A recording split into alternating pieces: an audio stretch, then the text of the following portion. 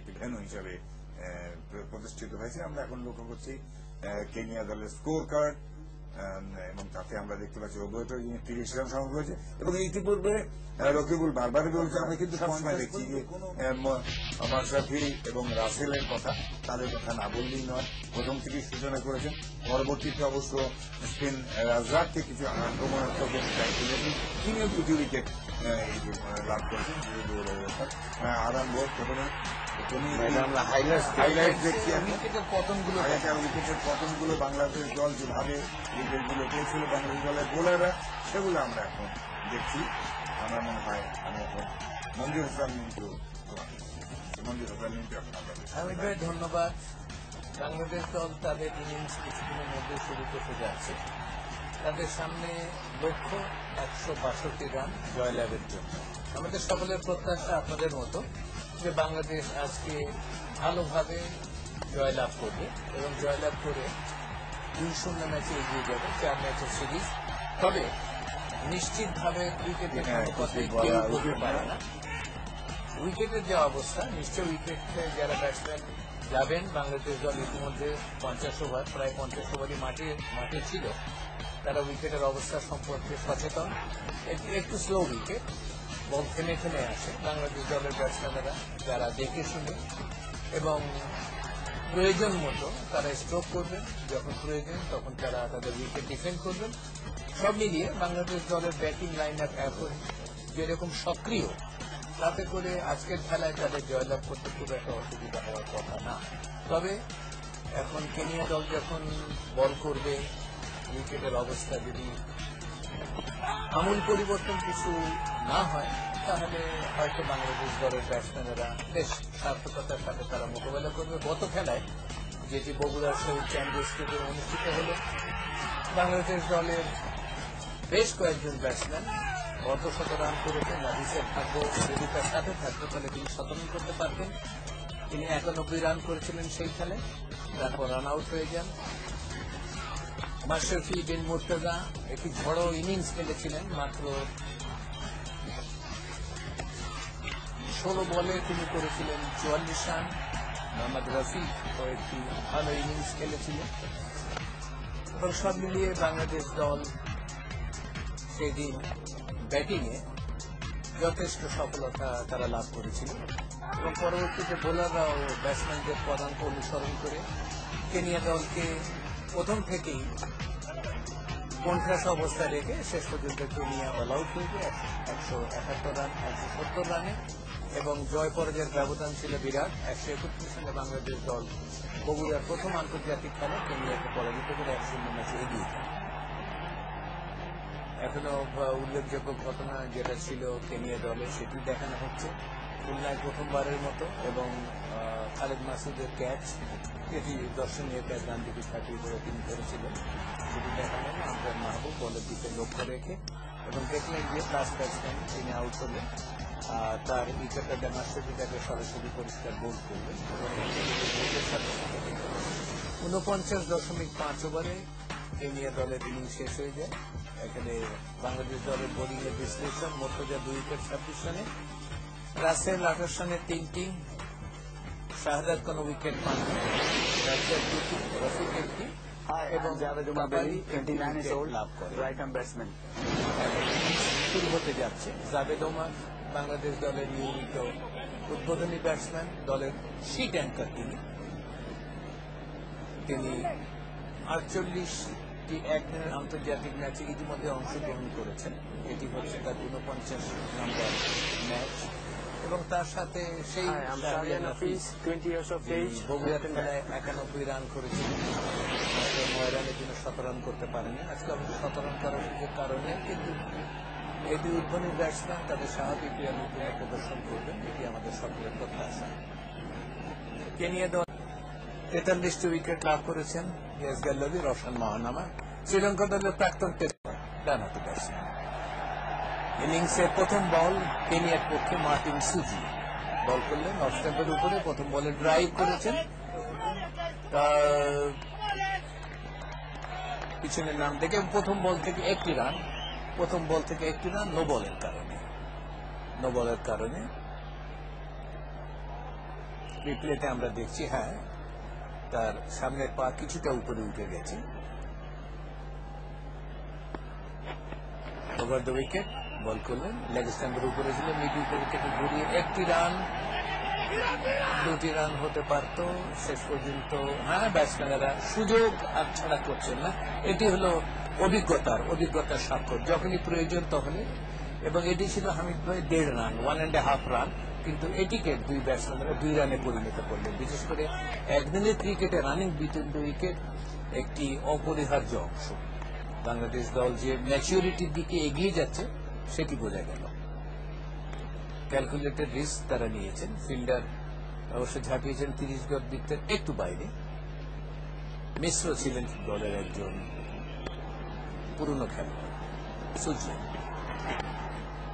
বল করলেন লেগ স্ট্যাম্পের উপরে এবং সাথে সাথে গ্লান্স করেছেন, বল চলে গেল মুহূর্তের মধ্যে সীমানার বাইরে।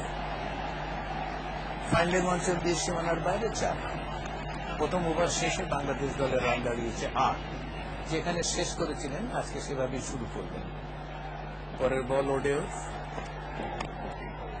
নাফিস। এবারে অবশ্য যেমনটি খেলতে চেয়েছিলেন তেমনটি হয়নি, চাইনিজ কাট টাইপের বল চলে গেছে ফাইন লেগ অঞ্চলে। 1টি রান। 153 রান দূরে রয়েছে বাংলাদেশ জয়লাভের জন্য, তাদের সংগ্রহ নয়।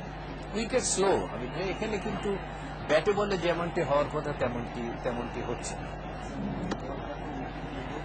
লেগে যেতে পারত, হ্যাঁ যদি ভাগ্য তার খারাপ থাকতো অবশ্যই লাগতে পারত।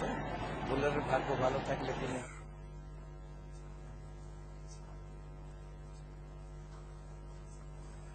যেহেতু উইকেটের কাছাকাছি ছিল, কাট করতে চেয়েছিলেন নাফিস, ব্যাটে বলে হয়নি।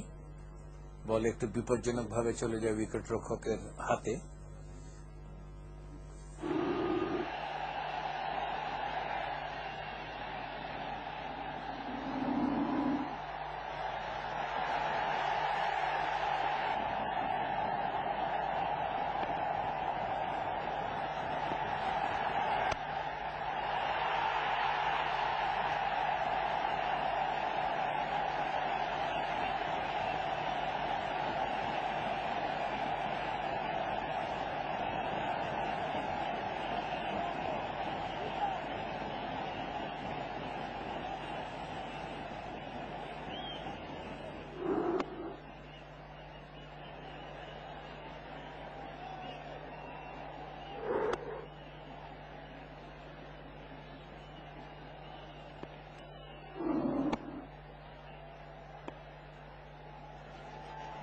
খুব সমৃদ্ধ করেছে আমি মনে করি, এই জন্য যে চমৎকার শট অনসাইডে আমরা জানি শাহরিয়ার নাফিজ অনেক স্ট্রং, সে লেগ মিডলে বলটাকে সুন্দরভাবে করেছে এবং ভালো ফিল্ডিংও দেখলাম আমরা।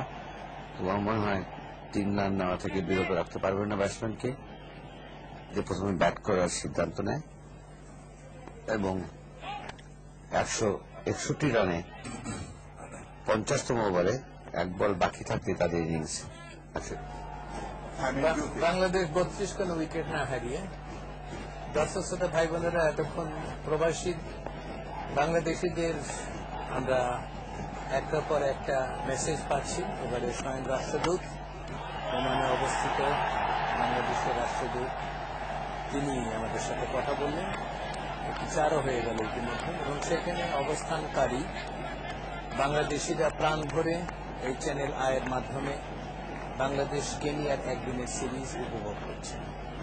আমরা তাদের কথায় উৎসাহিত হয়েছি। চ্যানেল আই মাননীয় রাষ্ট্রদূতের মাধ্যমে প্রবাসী বাংলাদেশিদেরকে আন্তরিক ধন্যবাদ জানিয়েছি। নাফিজ একটি দর্শনীয় 4-এর মার মারলেন। অফ স্ট্যাম্পের বাইরে ছিল বলটি, সেটিকে সজোরে ঘুরিয়েছেন ওয়াইড মিড অন দিয়ে।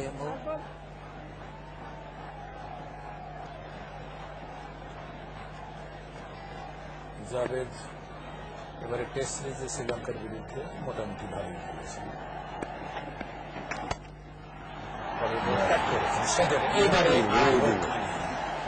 ওখানে এই অর্থে যে কেনিয়া দলের কোন ফিল্ডার কাছাকাছি ছিল না এবং অত্যন্ত দ্রুত গতিতে বল চলে গেল সীমানার বাইরে। 11 ওভার শেষে বাংলাদেশ দলের রান 49, কোনো উইকেট না হারিয়ে। রকিব এই শটটি সম্পর্কে এটা ফেভারিট শট জাভেদ ওমর বেনিগ্রেন। আচ্ছা, স্কোয়ার কাট খুব পছন্দ করে খেলতে এবং ঠিক ওই বল করছে। 28টি একদিনের খেলায় তিনি অংশগ্রহণ 28টি একদিনের খেলায় অংশগ্রহণ করেছেন। পিটার অনগন্ড 20টি উইকেট লাভ করেন। 20টি উইকেটও তিনি লাভ করেছেন। জাভেদ ওমর বেলিং এবং শাহিয়ার নাফিস বেশ ভালো একটা আন্ডারস্ট্যান্ডিং। অর্ধশতরান পূর্ণ করলো বাংলাদেশ দল। কেনিয়ার 161 রানের জবাবে বাংলাদেশ দল তাদের ইনিংসে খেলা খেলছে। বেলিম 18, 36 বলে, নাফিস 28 পয়েন্ট। কেনিয়ার পরের বল দেখে শুনে বলকে আসতে দিয়ে মিড উইকেট দিয়ে একটি চালিয়ে দিয়েছে, 1টি রান, 2টি রান এবং 3য় রানেরও হয়তো বা প্রস্তুতি ইতিমধ্যে নিয়েছে। বেশ দৌড়ের সঙ্গে 3টি উইকেট, 3টি রান সঙ্গে 3 রান, অর্থাৎ 3 রান যোগ হওয়ার ফলে দলীয় রান দিয়ে দেওয়া হলো 53, 5-3 53, 5-3 53। কোন উইকেট না হারিয়ে বাংলাদেশ দল তাদের খেলা খেলছে।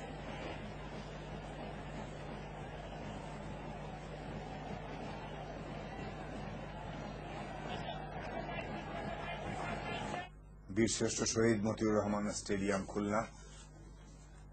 পরের বল এবারে অফের দিকে ড্রাইভ করেছে, কিন্তু দেখে শুনে অত্যন্ত সুন্দরভাবে বাপা বাড়িয়ে দিয়ে গিয়ে বলের লাইনে গিয়ে চমৎকার ভাবে ড্রাইভ করেছেন এবং লং অফ দিয়ে বল চলে গেছে সীমানার বাইরে। শট অফ দ্য ডে আমার মনে হয়। এবং অত্যন্ত সুন্দর, এবং রকিবুল বলতে শট অফ দ্য ডে। অত্যন্ত দর্শনীয় এবং ব্যাটে বলে সুন্দর ভাবে সংযোগ আমরা দেখছি। আবারও দেখলাম বোলার অবশ্য চেষ্টা করেছিলেন কিছুটা আটকাবার জন্য, কিন্তু ব্যর্থ চেষ্টা, ব্যর্থ প্রয়াস। ইতিমধ্যে সকলকে ফাঁকি দিয়ে বল চলে গেছে। পরের বল এবারও স্কোয়ার কাট, ফিল্ডার চেষ্টা করেছিলেন, সেখানে জেনেছিলেন ব্যাকওয়ার্ড পয়েন্ট থেকে, কিন্তু দড়ি ছুঁয়ে ফেলেছে বল। অতএব সেক্ষেত্রে 4, আরো 4টি রান আসলো। 2টি দর্শনীয় 4 পরপর 2টি দর্শনীয় 4 দলীয় রান সংগ্রহ। রকিবুলের দৃষ্টি আকর্ষণ করলো এই চমৎকার দুটি শটের জন্য। শুধু রকিবুলের দৃষ্টি আকর্ষণ না, আমাদের এই দুটি দর্শনীয় শট সম্পর্কে রকিব, তুমি এই মুহূর্তে কি ভাবছো? আমি দ্বিতীয়টার থেকে প্রথমটাই থাকি। প্রথম শটটা একটা ব্যাটসম্যানের ড্রিম, সে যত, এবং বোলারের জন্য এটা খুব অপমানকর হয় যখন নাকি ব্যাটসম্যান তাকে বোলার ব্যাক পাস পাস দিয়ে যখন 4 মারে। আরেকটি শট আমরা দেখি, এটা বোধহয় 4 হবে। বোলার্স ব্যাক ড্রাইভ, আরো দর্শনীয়, এটা আগেরটার থেকে মনে হচ্ছে আরো বোলার্স ব্যাক ড্রাইভ, আরো বেটার। বলো রকিব প্লিজ। তো এই দুটো শট আমি এখন 3টা 4 দেখলাম, আমি মাঝখানটাকে বাদ রাখি, প্রথমটা এবং তৃতীয়টি।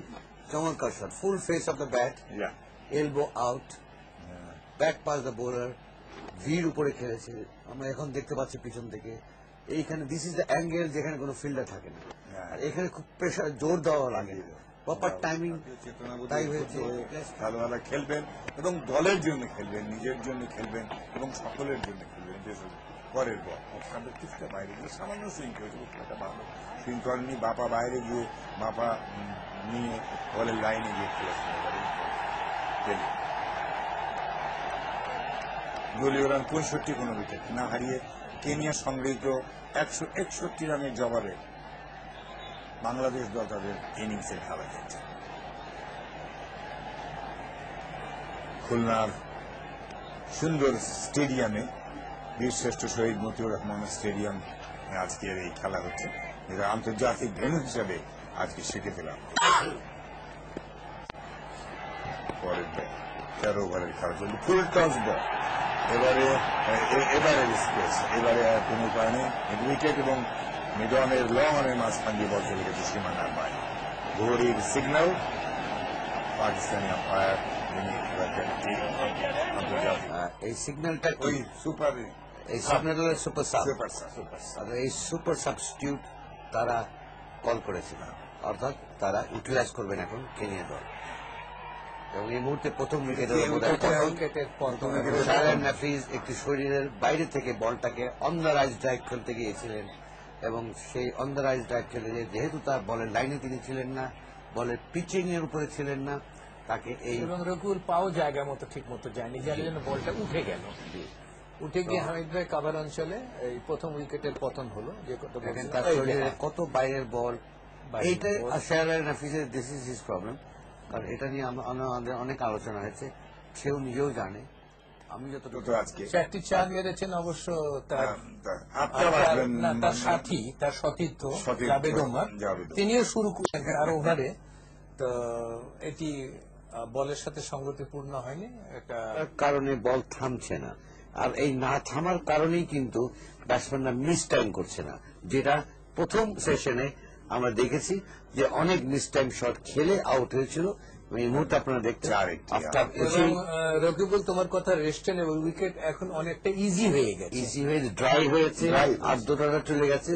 বল লো করতে পারে কিছুটা এবং লোয়ার সাইডে আছে, কিন্তু বল ব্যাটে এবং ফার্স্ট সেশন থেকে বেটার ব্যাটে আসবে এবং সেভাবেই দেখা গেল যাবে তোমার দেখে শুনে বল লফট করে দিলেন, ইনার ফিল্ডার মাথার উপর দিয়ে বল চলে গেল ডিপ মিড উইকেট এবং ওয়াইড মিডন দিয়ে সীমানার বাইরে আফতাব মারলেন। আফতাব এসেই ফিল্ড প্লেস করেছে, রক্ষণাত্মক ফিল্ডিং উইকেটের কাছে কেউ নেই, বৃত্তের মধ্যে সব রান সেভিং ফিল্ড।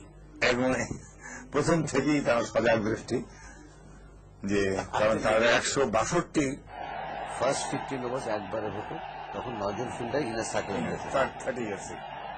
এখন যেটা হয়েছে, যে চমৎকার over the top cover drive দেখলেন, দর্শক আপনারা দেখলেন। আফতাব এমনকি খেলে প্রতিবাদর খেলোয়াড়, যা আলোচনায় ফিরে আসে আবার। সেটা হলো যে এখন এই খেলায় আরো রান আনার জন্য, খেলায় আরো আকর্ষণ আনানোর জন্য, আরো এক্সাইটমেন্ট আনার জন্য তো 20 ওভার করা হয়েছে।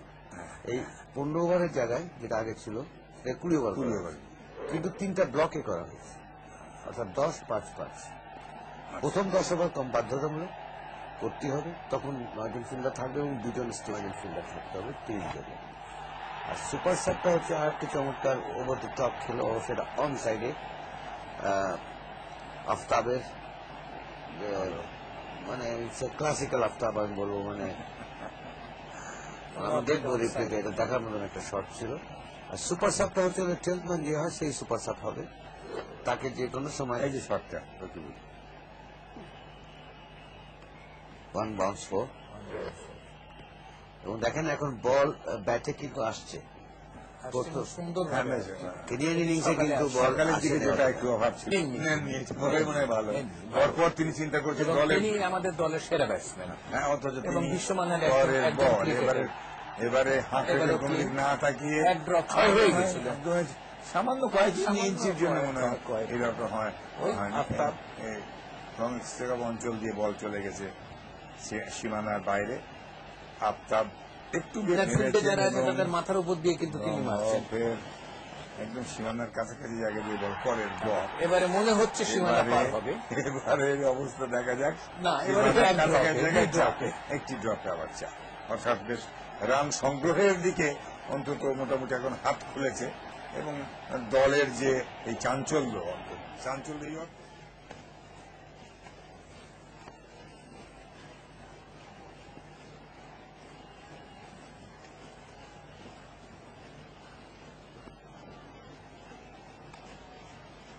স্পিনার ওবেও, টমাস ওবেও বল করলেন। ওভারের প্রথম বল খুব খাটো লেন্থের ছিল, সাথে সাথে ব্যাটসম্যান কাল বিলম্ব না করে স্কোয়ার লেগ অঞ্চল দিয়ে বল পাঠিয়ে দিয়েছেন সীমানার, আর মাত্র 62 রানের প্রয়োজন। এবারে আরো খাটো লেন্থে বল আফতাব উঠিয়ে মেরেছেন, দেখা যায় শেষ পর্যন্ত কি দাঁড়ায়। এবারে পরিষ্কার কয়েক গজ, সীমানার কয়েক গজ বাইরে গিয়ে বলটা পড়ল। দর্শকেরা তো আনন্দে আত্মহারা। আফতাবের এই ইনিংসের প্রথম 6, মনে হয় যেটা ম্যাচেরও প্রথম 6, ম্যাচেরও আজকের ম্যাচেরও কেবল প্রথম 6। সকালে তো 6 মারার কোনো প্রশ্নই ছিল না, কেন উইকেট ব্যাটিং উপযোগী ছিল না। এখন আফতাবই চেষ্টা করছেন, 2 বার অল্পের জন্য 6 মারতে পারেননি, এবারে তিনি মেরেছেন। পরের বল সজোরে ড্রাইভ করেছেন এবং বল চলে যাচ্ছে সীমানার বাইরে অফ সাইড দিয়ে। 2 বল থেকে তিনি সংগ্রহ করলেন 10 রান, 110 বাংলাদেশ 1 উইকেটে, এবং 16 ওভার শেষে এই রান সংগৃহীত হয়েছেন বাংলাদেশ দলের জেতার জন্য। একটি ওভারে 22 রান সংগৃহীত হয়েছে পূর্ববর্তী ওভারে।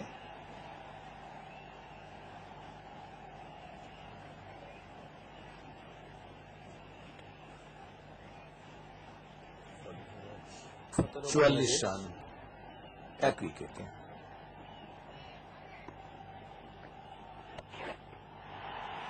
লেগ স্ট্যাম্পের বাইরে এবং ইংরেজি ধারাভাষ্যকার হামিদের বলবে ইজি পিকিং, এবং আফতাব দেখলেন লেগ স্ট্যাম্পের বাইরে, সাথে সাথে বলের দিকে লক্ষ্য রেখে ঘোরালেন, বল চলে গেল স্কোয়ার লেগ অঞ্চল দিয়ে সোজা সীমানার বাইরে, সোজা সীমানার বাইরে। অধিনায়ক ওডের জন্য বিরাট সমস্যা, তিনি আফতাবের জন্য কি ফিল্ড সেট করবেন তিনি ঠিক করতে পারছেন না। পরে বল আফতাব আবারও এবারে মিড উইকেটের ফিল্ডারের একটু উপর দিয়ে হয়তো আঙুলে স্পর্শ করতে পারে, জন্য হাতে রয়েছে 9টি উইকেট। জাভেদ ওমর তিনিও বসে থাকার পাত্র না, তিনি স্বভাব সুলভ ভাবে কপি বুক ফ্যাশনে আরো একটি রকিবুল দর্শনীয় 4-এর মার মারলেন অফ সাইডে। বলের ফ্লাইট দেখে একটু বেরিয়ে আসে জাভেদ ওমর এবং সুন্দর ফুটওয়ার্ক দিয়ে সে বডির সীমানার কভার এক্সট্রা কভারের মাঝখানে আমরা এখন দেখানো হচ্ছে সুন্দরভাবে অফ সাইডে ফিল্ডার ছিল, কভার অফ সাইডে ছিল এক্সট্রা কভার, ঠিক তাদের মাঝখান দিয়ে বল চলে গেছে সীমানার বাইরে। 300 করে যে পেনিয়া ওয়াজ মানে out of the match, out of the match. আমার মনে হচ্ছে কিন্তু ভাই with due respect to Kenyan cricket এবং যে সেটা অর্ধশত রান করলেন, অর্ধশত রান করেছেন আফতাব। মাঠের সকলের করতালি দিয়ে অভিনন্দন জানানো হচ্ছে। মোহাম্মদ আশরাফুলকে দেখা যাচ্ছে আজকে আর তার সুযোগ আসছে না, কেননা আফতাব আর বেলিন যেভাবে খেলছে তার জন্য আর রানের খুব একটা থাকছে না। অধিনায়ক বাশার তিনি অভিনন্দন জানাচ্ছেন আফতাবকে উৎফুল্ল। এবং রকিবুলের কথা রেস্ট টেনে বলি যে সিরিজে কতটুকু সম্ভাবনা আছে জানি না, আপাত দৃষ্টিতে মনে হচ্ছে দুই দলের ব্যবধান অনেক হয়েছে। আমি মনে হয় একটা স্কুল টিমের সঙ্গে খেলা হচ্ছে। হ্যাঁ, দুটোর জন্য প্রয়োজন 162 রান। যথেষ্ট বাইরে ওয়াইড পেতেন, কিন্তু ওয়াইড না নিয়ে জাভেদ ওমর তার ফেভারিট শট স্কোয়ার কাট করেছেন, বল সিনিয়র লোক সামলাতে পারলেন না। বলে 1 রান দলের জন্য না হয়ে দলের জন্য আমি 4 রান উপহার দিই। এবং সেই কথা মনে রেখে আর যারা আছেন দর্শকরা বিভিন্ন জায়গা থেকে এসছে, তারা যেন সময় মতো বাড়ি ফিরতে পারে সেই লক্ষ্য রেখে এই 4-এর মাধ্যমে কিন্তু অর্ধশত রানও তিনি পূর্ণ করে দিলেন। জাভেদকে আন্তরিক অভিনন্দন। এটি হচ্ছে তার 9 নম্বর অর্ধশত রান। 9টি মূলত তিনি হামিদ ভাই টেস্ট মেজাজের খেলা। পরবর্তী ম্যাচগুলোতে দলে কি সামান্য কিছু পরিবর্তন হতে পারে? হতে পারে, তবে আমার মনে হয় যে থার্ড ওডিআইটা খেলার পরে হয়তো আমরা 4th ওডিআইতে তখন কিছু এক্সপেরিমেন্ট করতে পারে, কিছু করবেন। আগে জয়টাকে ডবল নিশ্চিত করে নেবে, এটা মানে আমার একটা ধারণা। হ্যাঁ, তোমার সাথে এই ব্যাপারে আমি একমত। তবে এই দুটো ম্যাচে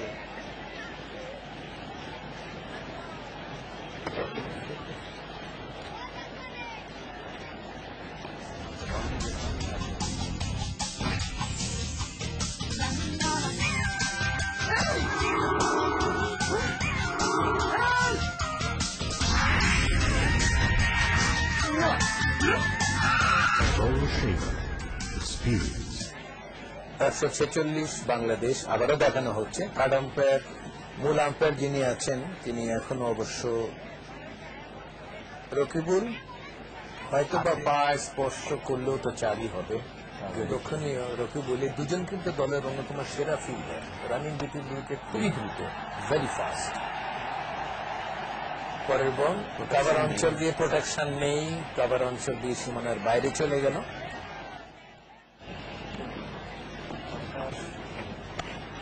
পরের বল কাট করেছেন সাগরে এবং বল চলে যাচ্ছে পয়েন্ট দিয়ে সীমানার দিকে এবং সীমানা পার হয়ে গেল। 10 থেকে 4 বাদ দিলে ব্যবধান কমে দাঁড়ালো 6। একটি স্ট্রোকের দরকার। বাংলাদেশ 156 1 উইকেটে। আপনারা রিপ্লে দেখেন, পয়েন্টের ফিল্ডারকে পরাস্ত করে বল চলে গেল সীমানার দিকে। তিনি চেষ্টা করেছিলেন কিন্তু বলের গতি খারাপ আসছে, আমরাও সামিল হয়ে গেলাম। আপনার নিশ্চয় চিন্তা ভাবনা করেছেন যে উইনিং হিটটা কি 4 হবে না নিজেরাই দিয়ে দিচ্ছেন হামিদ ভাই নিজেরাই, এবং বল চলে গেছে একটি ওয়াইড এবং 5। আমার মনে হয় খেলা বোধহয় এখানেই শেষ, ব্যাটসম্যানদের আর কষ্ট করতে হলো না। একটি ওয়াইড এবং ওয়াইড বাউন্ডারি, যার মাধ্যমে বাংলাদেশ এই খেলায় দেখি টাই হলো নাকি 62 খেলার পরিসমাপ্তি, খেলা শেষ হয়ে গেল। বাংলাদেশ দল সফরকারী কেনিয়া দ্বিতীয় একদিনের আন্তর্জাতিক ম্যাচে 9 উইকেটের বিশাল ব্যবধানে পরাজিত করে সিরিজে 2-0 ম্যাচে এগিয়ে গেল। আর দুটি ম্যাচ